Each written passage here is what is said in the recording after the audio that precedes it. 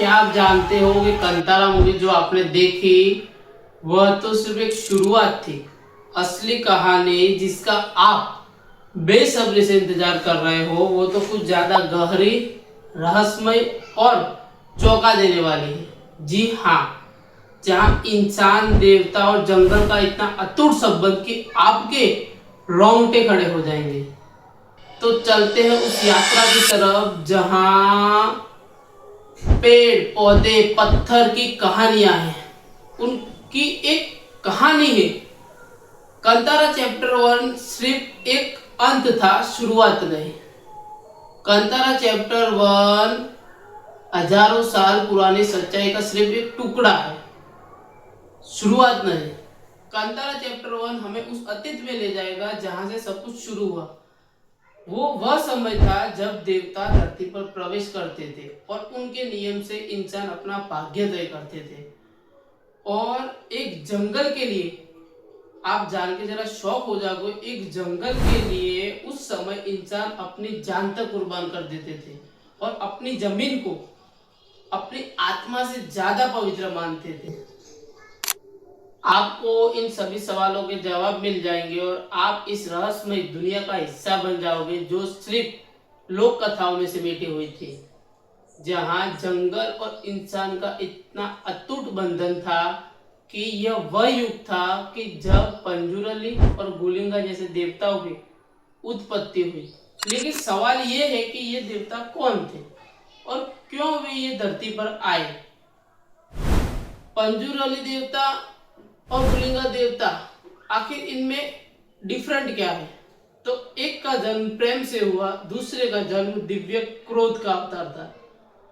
पंजुरली देवता का लोक कथाओं में सबसे ज्यादा महत्व रहा है क्योंकि वह सुअर के चेहरे के रक्षक के रूप में पूजे जाने वाले देवता थे।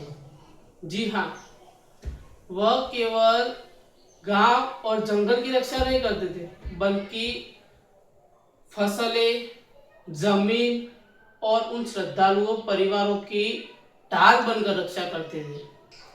पंजुरली अगर प्रेम थे तो गुलिंगा दिव्य क्रोध का अवतार।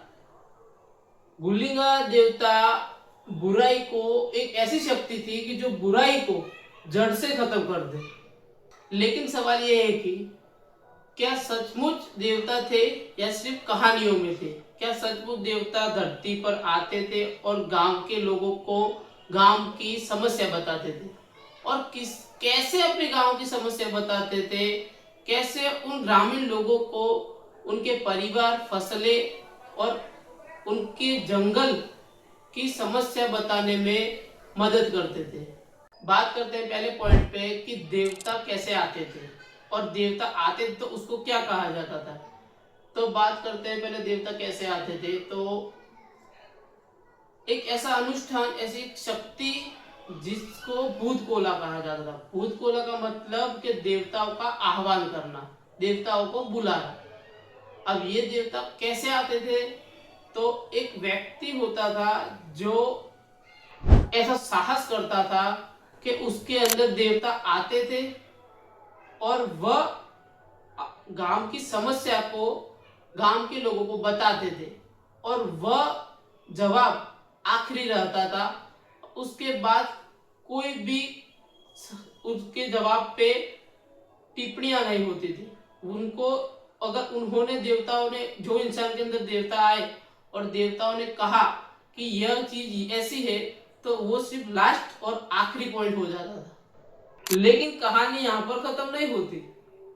कुछ बाहर के राजा और जमींदार लोग अपनी नजर इन जंगल और गांव की जमीन पर टिकाए रहे थे। उन्हें सिर्फ जंगल और गांव की जमीन हड़पनी थी। अब आप सोचिए और कल्पना कीजिए कि सदियों से जो गांव के लोग वहां पर रह रहे हो, जिनकी पीढ़ियां की आत्माएं वहां पर बसती हो, अगर वो जमीन वो हड़पेंगे तो क्या हासिल होगा उनका। ऐसे ही बुराई और अच्छाई आपस में टकराती है। अब आप सोचिए कि बुराई और अच्छाई टकराती है और गुलिंगा जैसे देवताओं का जन्म इसीलिए हुआ था कि बुराई को जड़ से खत्म कर देना। इसीलिए गुलिंगा जैसे देवता उनके कर्मों का फल तुरंत देने की क्षमता रखते थे और उन्हें दंडित भी कर देते थे। जब राजा और जमींदार लोग जमीन हड़पने आए तब एक व्यक्ति के अंदर ऐसी यानी कि शक्ति आती थी, या तो देवता आते थे जो उन राजा और जमींदारों के सामने लड़ते थे, उनसे युद्ध करते थे और उनको हटा के अपने गांव और जंगल और उन श्रद्धालु परिवारों की रक्षा करते थे। ये सारी घटना एक ऐसे गांव में घटित हुई जो आज भी रहस्यमय है, इसका आज भी कोई पता नहीं लगा पाया। और लास्ट में सिर्फ इतना ही कहना चाहूंगा, कब तक आप ये मुजरे वाली फिल्म देखोगे, इससे अच्छा जो सच्चाई को प्रस्तुत करे और पुराने शक्तियों को बताने की कोशिश करे, क्यों ना हम ऐसी फिल्म देखें। तो कांतारा चैप्टर 1 2 अक्टूबर को रिलीज हो गई है, तो आप लोग पिक्चर का मजा लीजिए और कुछ समझिए उस पिक्चर से कि आज भी ऐसी रहस्यमय कहानियां और ऐसी शक्तियां हमारे आसपास जीवित है।